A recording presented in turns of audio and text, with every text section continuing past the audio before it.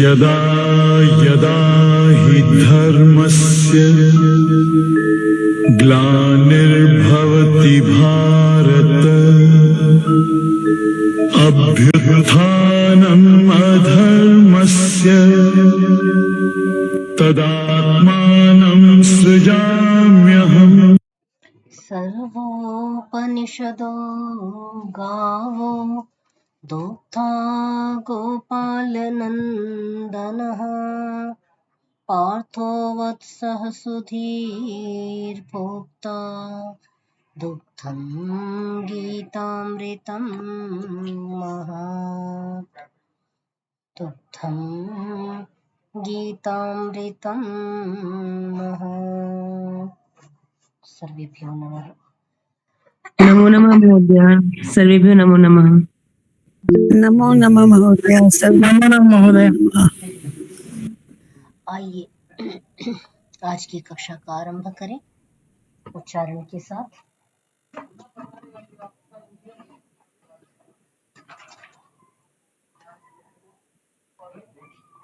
कुछ का उच्चारण हो भी गया था संभवतः, ऐसा है ना, या पुनः करना हो तो यहीं से आरंभ कर लीजिए।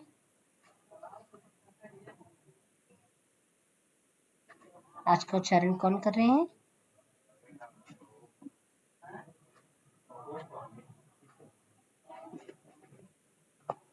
शैलजा जी कर रहे हैं, वंदना जी कर रहे हैं।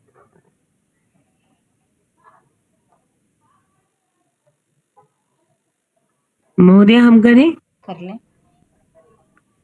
जी महोदय। इंद्रियार्थेषु वैराग्यम् अनहंकार एव च जन्म मृत्यु जरा व्याधि दुख दोषानुदर्शनम्। क्षेत्र क्षेत्रज्ञ की व्याख्या में अभी यह अध्याय 13वां अध्याय क्षेत्र क्षेत्रज्ञ की व्याख्या करता है। इस प्रकरण में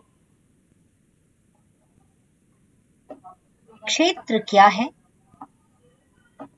क्षेत्र के अंतर्गत क्या क्या विषय वस्तु समाहित हो जाती है, इसकी चर्चा चल रही है।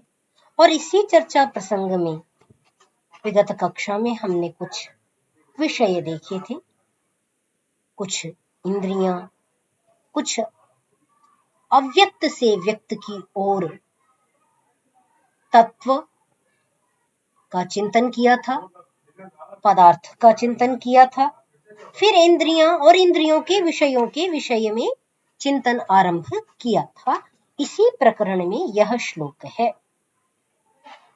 कहा इंद्रियार्थेषु वैराग्यम। इंद्रियार्थ, यहां इंद्रिय नहीं कही, अपितु क्या कहा, इंद्रियाय इदम इंद्रियार्थम। इंद्रिय के लिए यह, अथवा इंद्रियों के लिए यह, जो सेंसेस हैं उनके लिए जो, तो उनके लिए क्या है, आंखों के लिए जैसे विषय है, कानों के लिए क्या है, यह है, अर्थात श्रवण शब्द विषय है। तो प्रत्येक इंद्रिय का अपना अपना विषय है, उसको कहा इंद्रियार्थ में। इंद्रिय के जो विषय हैं उनमें वैराग्य का होना।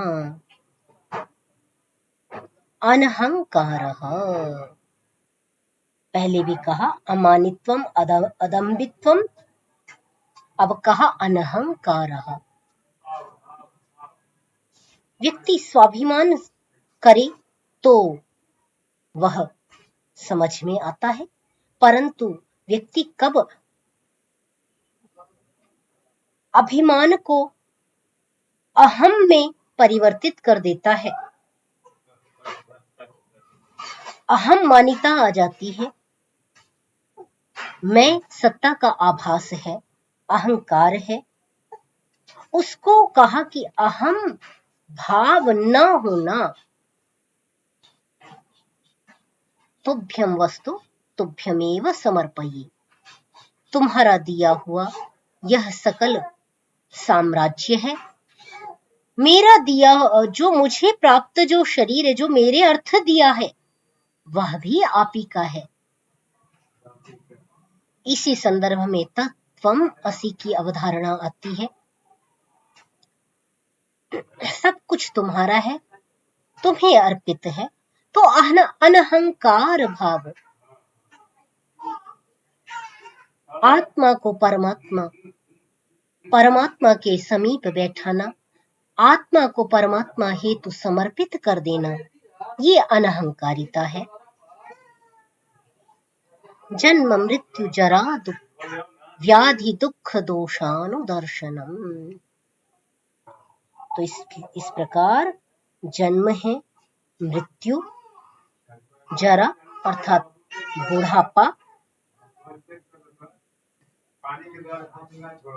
तथा जो अन्य व्याधि इत्यादि दुख हैं, किसी प्रकार का रोग लग जाना, किसी प्रकार का कष्ट होना, मानसिक कष्ट होना, शारीरिक कष्ट होना, तो इस प्रकार के जो दुख हैं, क्लेश हैं, व्याधिजन्य जो दुख हैं, उनमें दोष दर्शन करना।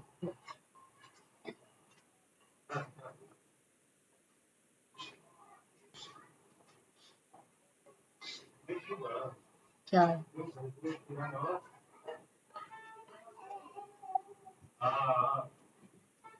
तो इस प्रकार ये जो भी जन्म मृत्यु है, जन्म लेना भी दोष है और मृत्यु भी, अर्थात मृत्यु है तो पुनः जन्म होगा, जन्म है तो मृत्यु होगी, परंतु जन्म होने के पश्चात मानव जन्म को समझ करके मोक्ष को प्राप्त कर लेना, मृत्यु को प्राप्त नहीं करना, मृत्यु को विजय प्राप्त करके मोक्ष का अधिकारी हो जाना, वो ऊपर की स्थिति है। परंतु जन्म मृत्यु ये जो भी अवस्थाएं हैं, मृत्यु भी एक अवस्था है, जरा रोग इत्यादि इन सब दुखों में दोष का दर्शन करना। आज जन्म मिला है तो कल मृत्यु भी हो जाएगी, फिर दूसरी योनियों में पड़े रहेंगे। तो इनको बार बार स्मरण करके अपने कर्तव्य को, अपने लक्ष्य को, साध्य को चिंतन करते रहना और साध्य का चिंतन करते हुए साध्य को सिद्ध करने का प्रयास करना, प्राप्त करने की इच्छा करना।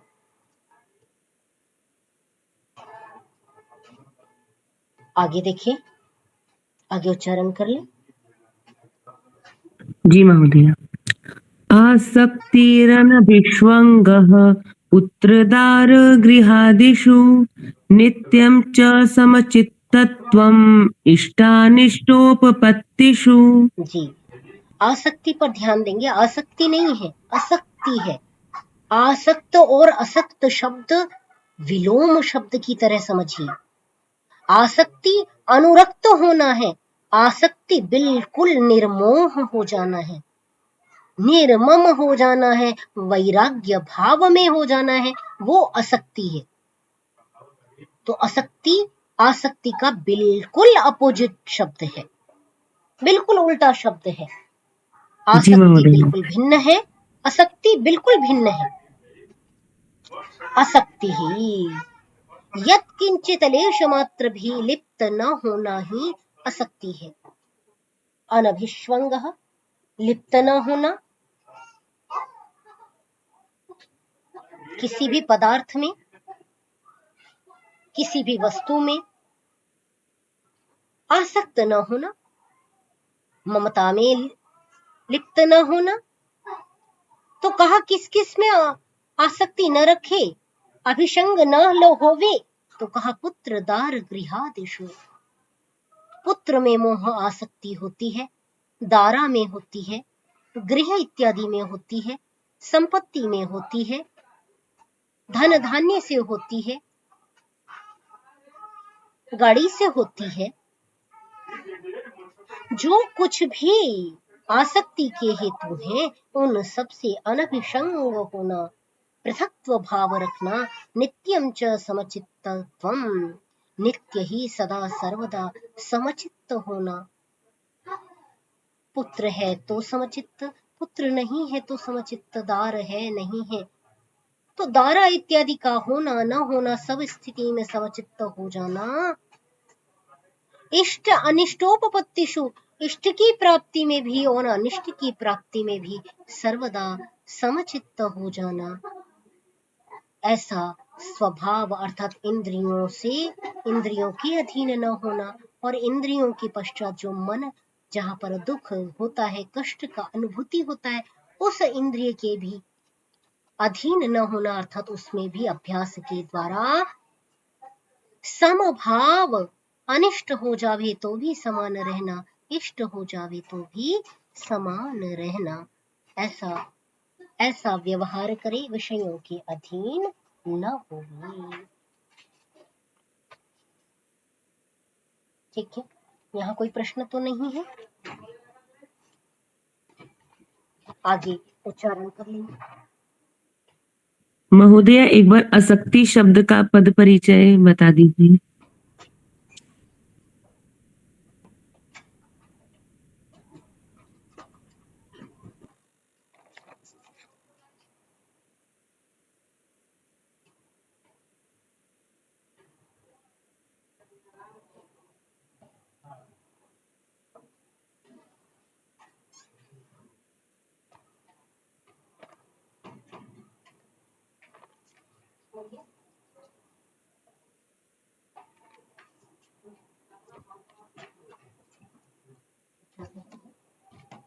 जी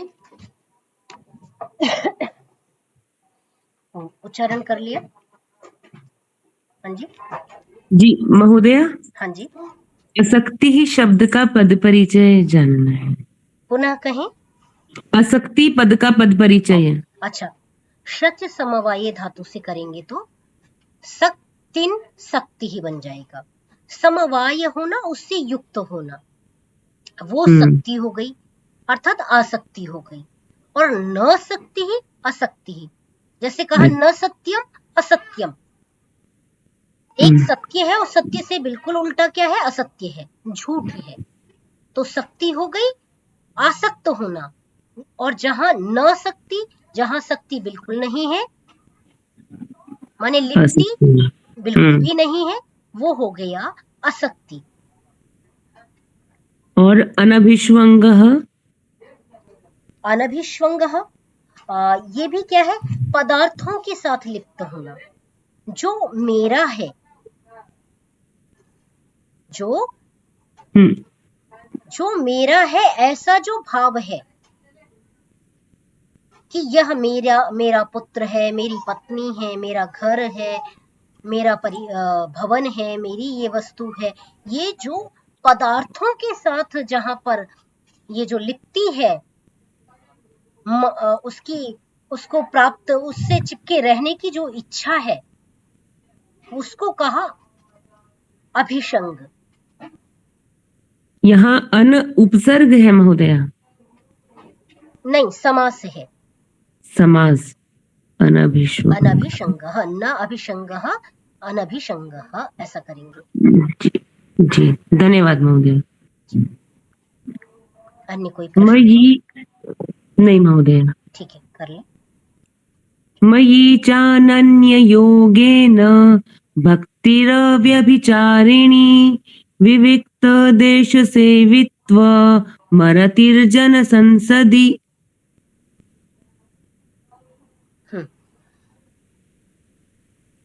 कहा मयि च अनन्य योगेन भक्ति ही अभ्यभिचारिणी। कैसी भक्ति करे, जो व्यभिचार रहित है, व्यवधान रहित है, निरंतरता के साथ जो भक्ति की जाए, है ना, मयि च अनन्य योगेन अव्यभिचारिणी भक्ति ही विविक्त देश सेवित्वम जन संसदि अरति ही। रति न होना, अरति। ठीक है, तो क्या कहा, मुझ में अनन्य योग से, न अन्यम न द्वितीयम, कोई द्वितीय नहीं, न द्वितीयम न तृतीयम, न द्वितीयो न तृतीयो, वेद का मंत्र है ना यजुर्वेद का, न चतुर्थो न पंचमो नाप्युच्यते, न षष्ठो न सप्तमो नाष्टमो न नवमो दशमो नाप्युच्यते, स एक एव वृत्त एक एव।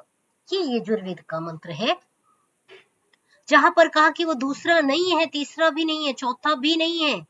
परमात्मा कैसा है, परब्रह्म कैसा है, वह एक ही है, वृत्त एक एव, वह केवल एक ही है, 2 3 4 5 नहीं है।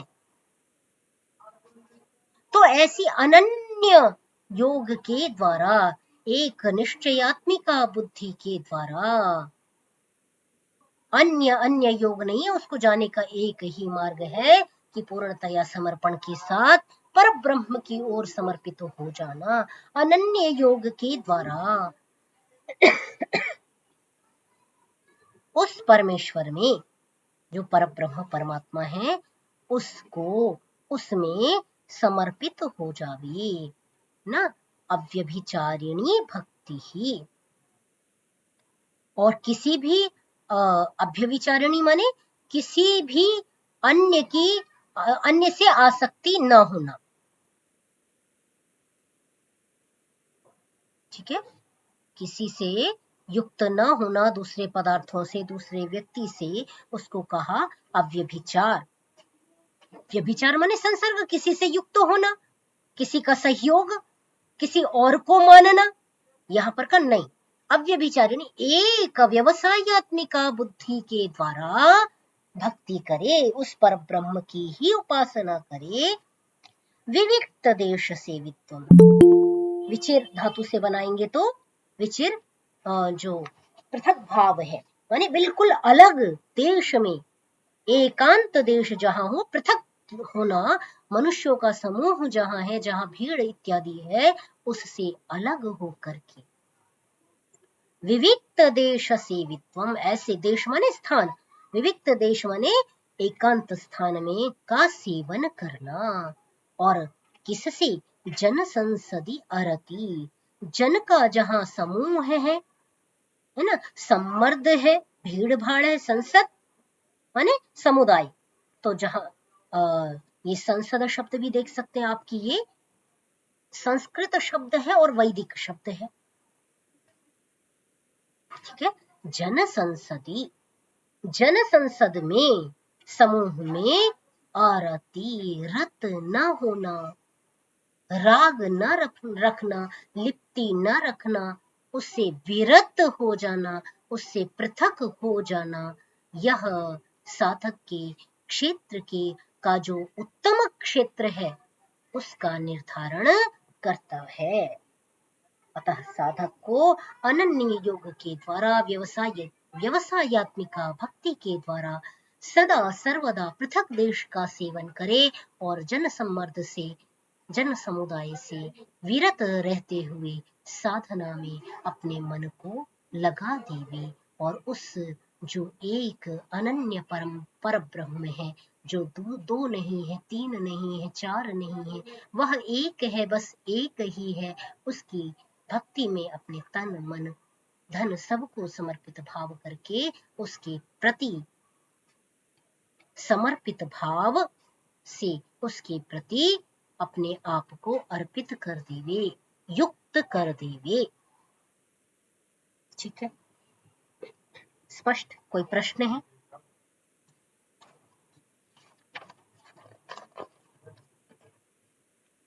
नहीं तो आगे उच्चारण कर लें।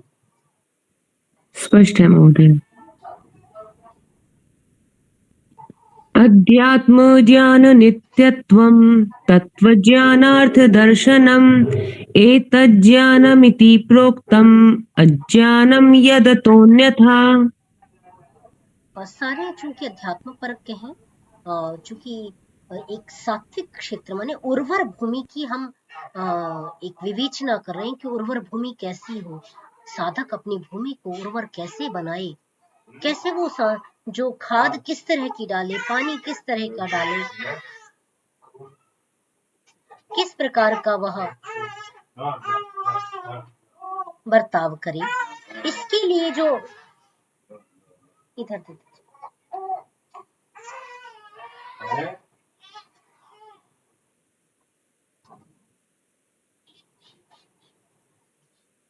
इसके लिए यहाँ पर चिंतन चल रहा है।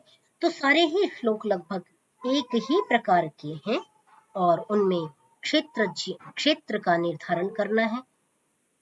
तो देखें आगे, अध्यात्म ज्ञान नित्यत्वम तत्व ज्ञानार्थ दर्शनम। कहा अध्यात्म ज्ञान नित्य ही करे, अर्थात जो अभी ऊपर कह आए हैं उन सब से विरत होकर के आत्मनि अधि, आत्मा के प्रति प्रवृत्त हो जावे। 8वें अध्याय में जो प्रश्न किए थे उनमें पहला ही प्रश्न था, 7 प्रश्न वहां पर किए थे, उसमें पहला प्रश्न था किम तद ब्रह्म किमध्यात्मम्। दूसरा प्रश्न किया था, पहला ब्रह्म पूछा था ब्रह्म क्या है, और दूसरा प्रश्न किया था किम अध्यात्मम्, अध्यात्म क्या है। 8वें अध्याय का पहला श्लोक था ये, ठीक है। तो वहां उसको एक बार पलट करके आप देख सकते हैं कि अध्यात्म क्या है। अपने अंदर के जितने भी दोष हैं, इच्छा द्वेष सुख दुख इत्यादि, राग द्वेष काम क्रोध, जो भी आत्मिक दोष हैं, उन सब दोषों को दूर करके अपने मन को शुद्ध करके प्रकाशित करके पर ब्रह्म के प्रकाश में स्वयं को डुबो देवे, स्नान कर लेवे। तो कहा अध्यात्म ज्ञानम, अंतःकरण की जो वृत्तियां हैं उनका ज्ञान होवे, नित्य ही उसका चिंतन करे। अध्यात्म ज्ञान करे अर्थात अंतःकरण की वृत्तियों का चिंतन करे, और यही आत्मा का स्वभाव है। अध्यात्म क्या है? स्वभावोध्यात्म मुच्यते। उत्तर क्या दिया था? अध्यात्म क्या है? यही स्वभाव है। बाह्य विषयों की भूख तो शरीर को है, आत्मा को नहीं है। आत्मा की भूख तो परमात्मा की प्राप्ति है। विषयों की भूख इंद्रियों को है, इंद्रियां बाहर हैं, उनके सबके मुख द्वार बाहर की ओर खुले हुए हैं। अतः इंद्रियां बहिर्मुखी हैं, वे शरीर का अंग हैं, वे मेरी हैं, मैं नहीं हूं। इंद्रियां मैं नहीं हैं, इंद्रियां मेरी हैं। इस तत्व ज्ञान का दर्शन करे, तत्व ज्ञानार्थ दर्शनम। ऐसा जो आत्मा का स्वभाव है, उस स्वाभाविक आत्मा की भूख के लिए, आत्मा के प्रकाश के लिए, आत्मा के भोजन के लिए नित्य तत्व ज्ञान का चिंतन करे, आत्मिक भोजन की तलाश करे। एतत् ज्ञानम इति प्रोक्तम, यही ज्ञान यहाँ पर इस उसमें प्रकरण में कहा गया। एतत् ज्ञानम, यही ज्ञान है। ज्ञेय के जानने योग्य जो है वो क्या है? वो ज्ञान, यही ज्ञान है। इससे पहले ज्ञान की चर्चा करेंगे, फिर आगे ज्ञेय की चर्चा करेंगे। तो पहले क्या कहा? एतत् ज्ञानम इति प्रोक्तम, इसको ही ज्ञान कहा गया है, यही साधन है। अतः यद अतः तद अन्यथा, इससे जो कुछ भिन्न है वो भिन्न माने वो विपरीत ज्ञान है, अन्यथा ज्ञान है। सांसारिक जितना भी है, जिसे वेदांत विवर्ततोन्यथा प्रथा विकार इत्युदीरितः ऐसा करके कहते हैं वहां पर, कि वो सभी विवर्त है, विकार है, विपरिणाम है। जो सांसारिक विषय वस्तु, वहां पर कहते हैं ना, जो अज्ञानादि सकल जड़ समूहो अवस्तु, ये अवस्तु है, वस्तु नहीं है, सत्य नहीं है। वैसे ही यहाँ पर कहा कि जो आंतरिक आत्मा नामक, जो जीवात्मा नामक एक सत्ता है, उसकी आवश्यकता तो तत्व ज्ञान है। उससे भिन्न जो भी सांसारिक क्रियाकलाप है, जो भी प्रपंच है, जो भी प्रकृति रूपी नटी जो नाटक रंगमंच पर दर्शा रही है, तो सभी वो नाटक के हम सभी पात्र हैं। उसमें कुछ भी सत्य नहीं है, अन्यथा है। वो सभी विपरीत ज्ञान है, उसको भ्रम कहें, विपरीत ज्ञान कहें, वो सभी सत्य नहीं है। सत्य क्या है? तो कहा अध्यात्म ज्ञान को जानना ही सत्य है। स्पष्ट हुआ? कुछ प्रश्न है तो कहें, नहीं तो उच्चारण कर लो।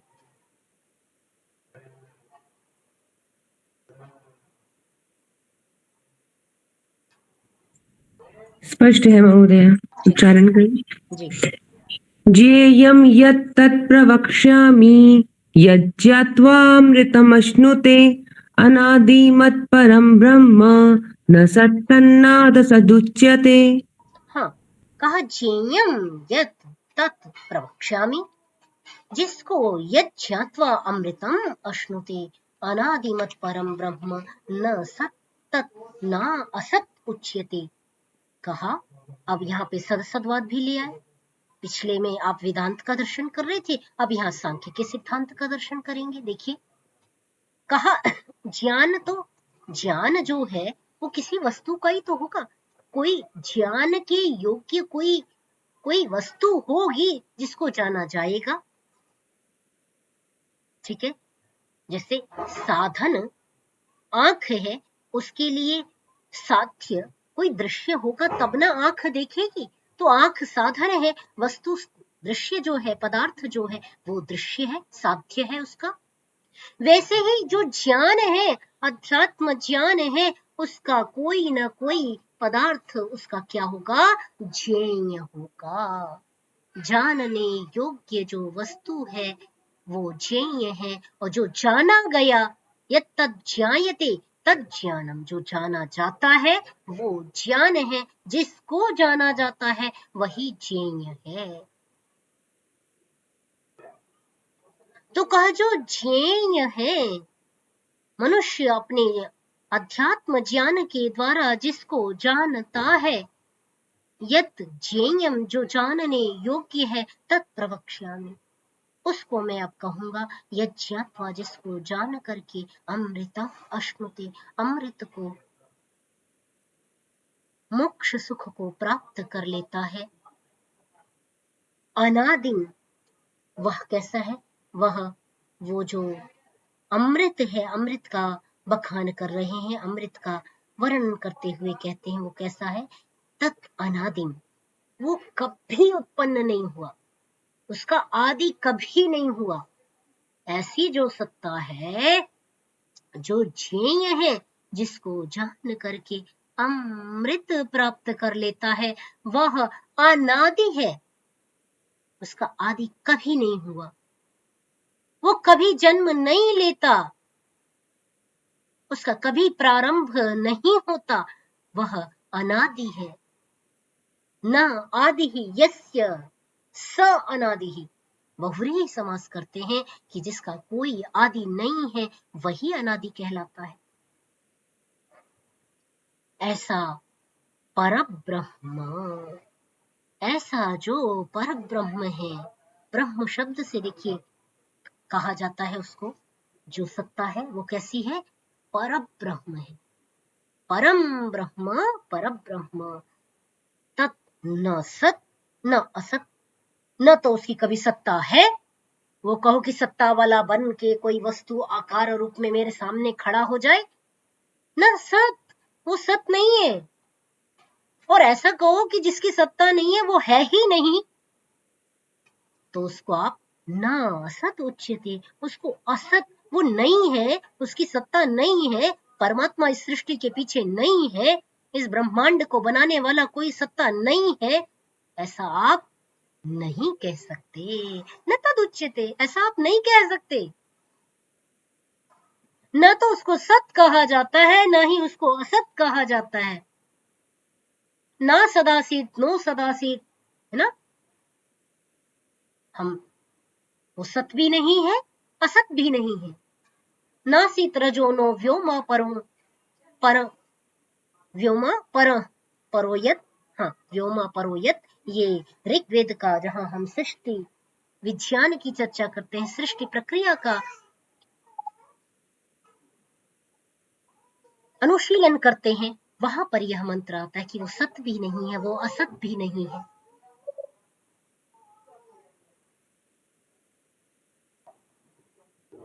ऐसा जो पर ब्रह्म है वो कभी जन्म नहीं लेता,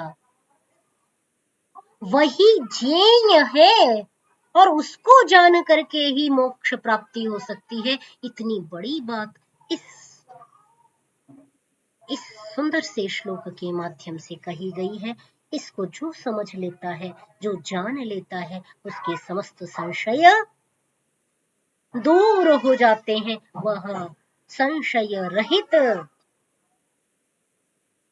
प्रकाश स्वरूप, प्रकाशवान आत्मा वाला बन जाता है।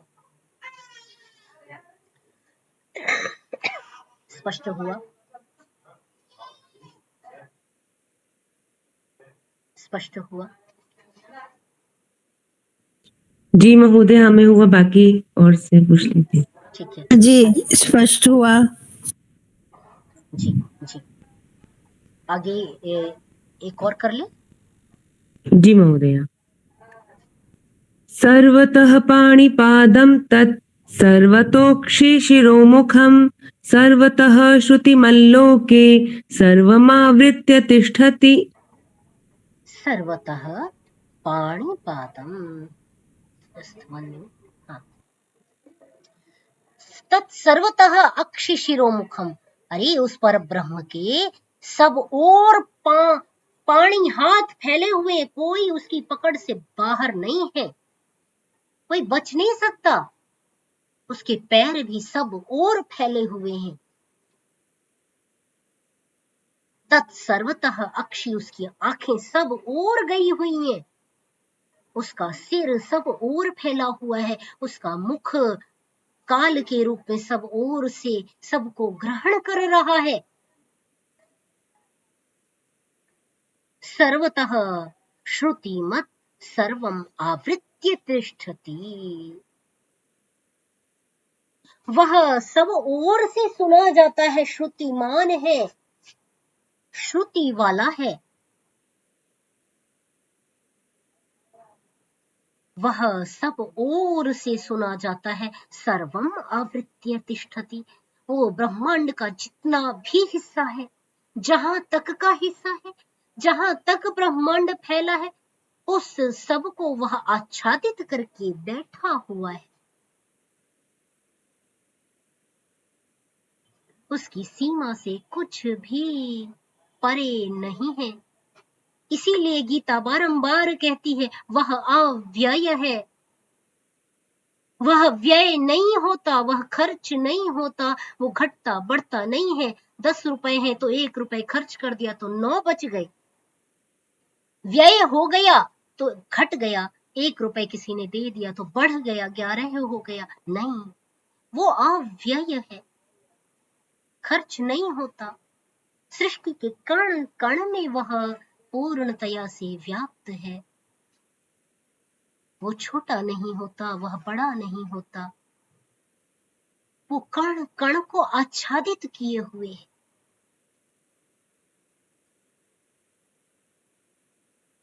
परंतु उसको दर्शन करना है तो बाहर के पदार्थों में भी कर सकते हैं, उससे केवल सिद्धि प्राप्त होगी।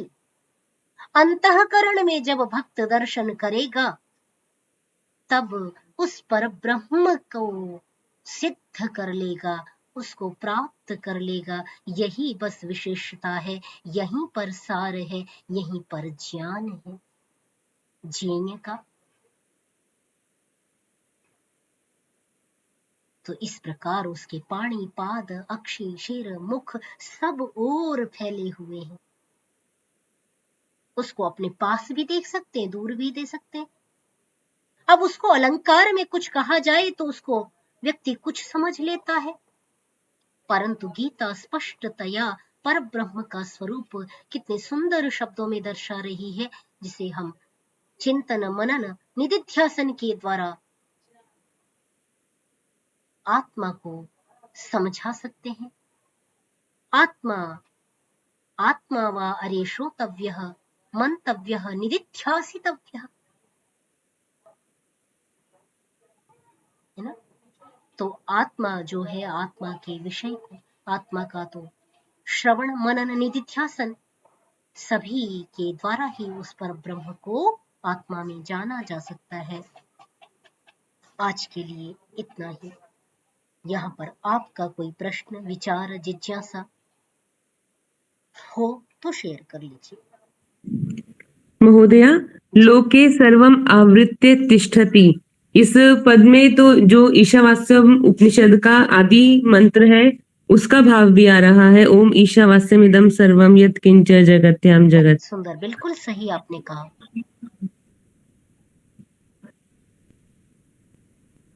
आप ईशावास्य उपनिषद का जो पहला मंत्र देखते हैं, ईशावास्यम इदम सर्वम, हाँ, ईश्वर कैसा है, इस समस्त विश्व को आच्छादित किए हुए।